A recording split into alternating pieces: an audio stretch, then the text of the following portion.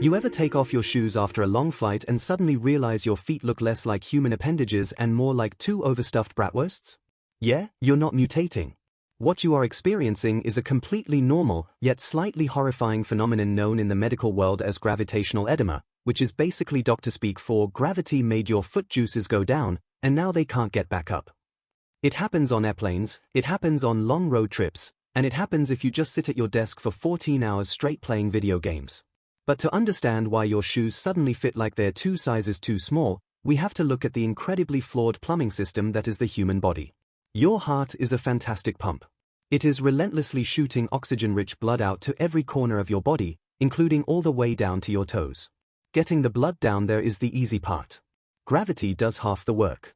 It's basically a water slide. But getting that blood back up to your heart? That's where the human body's design starts to look like it was put together on a Friday afternoon by an engineer who just wanted to go home. Veins don't have their own built-in pumps. Instead, they rely on a series of one-way valves and the muscles in your legs. Every time you take a step, your calf muscles contract, squeezing the veins and forcing the blood upwards, past a valve, which snaps shut so the blood doesn't fall back down. Your calves are essentially functioning as a second heart. But when you wedge yourself into an economy-class airplane seat, which gives you roughly the same amount of legroom as a moderately sized microwave, you stop walking. Your calf muscles go completely dormant. You sit there for 8 hours, staring at a tiny screen, doing absolutely nothing. Because your leg muscles aren't squeezing, the blood just sort of hangs out down there. The pressure inside the veins in your lower legs starts to build up. Now, your blood vessels aren't solid pipes like the ones in your house, they are semi-permeable, kind of like microscopic soaker hoses.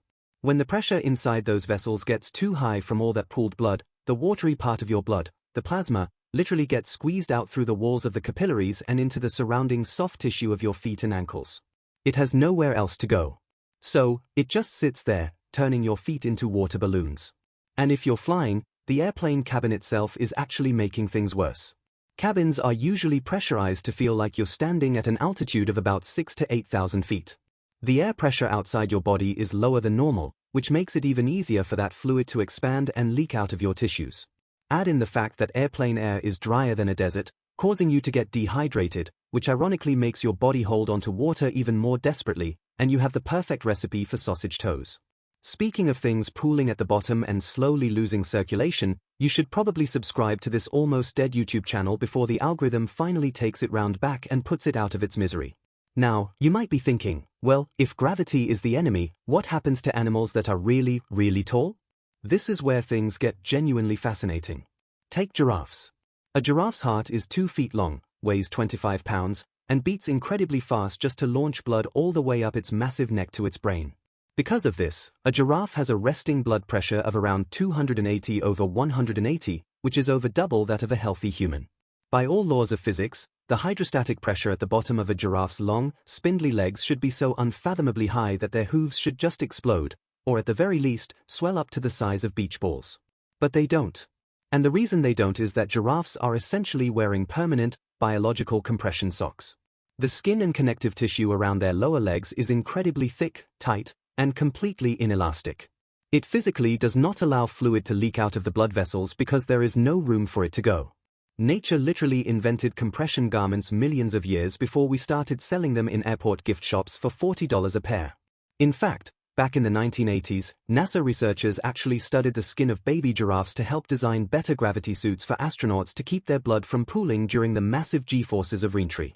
And speaking of astronauts, they experience the exact opposite of our airplane problem. When you go into space and completely remove gravity from the equation, there is nothing pulling the blood down to your feet. But your body's plumbing system doesn't know that. It keeps vigorously pumping blood upward, assuming gravity will push it back down. As a result, in microgravity, roughly 2 liters of fluid shift from an astronaut's legs into their chest and head. NASA calls this the puffy face, bird leg syndrome. Astronauts' faces get super swollen, their noses get stuffy, and their legs shrink down to skinny little toothpicks. So, if you hate getting swollen feet on airplanes, the solution is simple: just launch yourself into low Earth orbit. You'll just get a swollen face instead. For the rest of us stuck down here on Earth, dealing with gravitational edema is pretty straightforward. If you don't want your shoes to stop fitting by the time you land, you have to do the work your heart can't. Get up. Walk down the aisle. Go to the ridiculously tiny bathroom even if you don't have to. While you're sitting, do some weird ankle circles, flex your calves, and point your toes. Force those muscles to contract and pump that fluid back up your legs. Or, you could just wear actual compression socks, which squeeze your legs from the outside, perfectly mimicking the majestic giraffe, and forcing the fluid to stay exactly where it belongs. Ultimately, having your feet swell up is just your body's very annoying way of reminding you that humans evolved to walk across the African savanna, not to sit completely motionless in a metal tube hurtling through the sky at 500 miles per hour while eating tiny bags of pretzels. So next time you fly, be a little forgiving of your swollen feet. They're just doing the best they can in a body that fundamentally misunderstands aerodynamics.